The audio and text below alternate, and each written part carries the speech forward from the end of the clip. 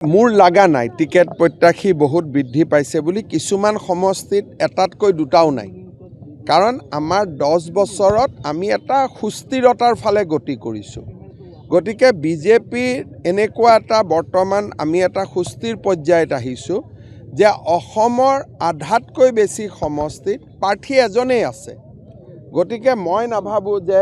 সংবাদ মাধ্যমে ভাল পায় যে প্ৰাৰ্থীৰ বহুত ভিৰ সংঘাত হৈছে এনেকুৱা বাতৰিবোৰ ভাল পায়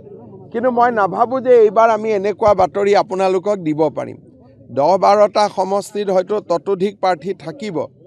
কিন্তু 10 বছৰ চৰকাৰ চলাৰ পিছত 10 বছৰ এটা শাসকীয় দল হোৱাৰ পিছত পাৰ্টিটো এটা মেচিউৰিটি পায় এতিয়া আমাৰ দলে সেই মেচিউৰিটিটো পাইছে মই নাম ক'ব বিচৰা নাই কিন্তু 50টা সমষ্টিটো আজিও যদি আমাক ওপৰৰ পৰা কয় আজি গধূলি এনাউন্স কৰি দিয়া আমি এনাউন্স কৰি দিব পাৰোঁ কাৰণ তাত এজন বা দুজন প্ৰাৰ্থী আছে আৰু দুইজনৰ মাজত বুজাবুজিও আছে যে যিজনেই পালে হ'ব আমাৰ বিজেপিত আমি কোনো প্ৰাৰ্থীৰ আবেদন নলওঁ বিজেপিত নিজে কোনো প্ৰাৰ্থী হ'ব নোৱাৰে পুলিং বুথৰ পৰা নাম আহিব মণ্ডললৈকে মণ্ডলৰ পৰা নাম আহিব জিলালৈকে জিলাই ৰাজ্যিকলৈকে পঠাব ৰাজ্যই দিল্লীলৈকে পঠাব নাম প্ৰপ'জ কৰিব কৰ্মীয়ে বা কাৰ্যকৰ্তাই আমাৰ দলত কোনেও নিজে ইলেকশ্যন উঠো বুলি ক'ব নোৱাৰিব অন্ততঃ অফিচিয়েলি আনঅফিচিয়েলি বেলেগ কথা ইয়াত ফৰ্ম নাই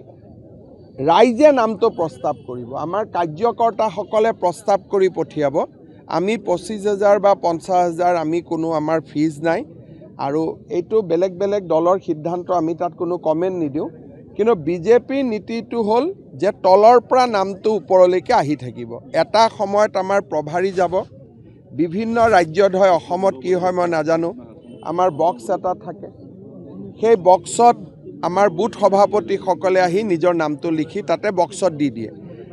তেনেকুৱা ধৰণেও হয় সেইটোক ৰাইচুমাৰি বুলি কয় বা আমি হিন্দীত ৰাইচুমাৰি কয় অসমীয়াত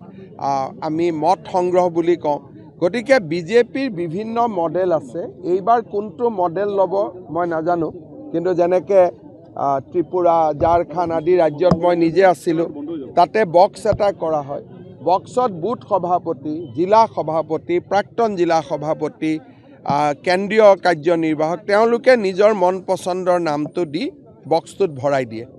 আৰু বক্সটো গুৱাহাটীত আহিহে খুলিব পৰা যাব তেনেকুৱাও ব্যৱস্থা হয় আৰু ব্যৱস্থা হয় অবজাৰভাৰসকল যায় বুথৰ সভাপতিসকলক অকলে লগ কৰে যোনে যাৰ নাম কয় আমি লিখি লৈ আহোঁ ইয়াত আলোচনা হ'ব মোৰ লাগা নাই টিকেট প্ৰত্যাশী বহুত বৃদ্ধি পাইছে বুলি কিছুমান সমষ্টিত এটাতকৈ দুটাও নাই কাৰণ আমাৰ 10 বছৰত আমি এটা সুস্থিৰতাৰ ফালে গতি কৰিছোঁ গতিকে বিজেপিৰ এনেকুৱা এটা বৰ্তমান আমি এটা সুস্থিৰ পৰ্যায়ত আহিছোঁ যে অসমৰ আধাতকৈ বেছি সমষ্টিত প্ৰাৰ্থী এজনেই আছে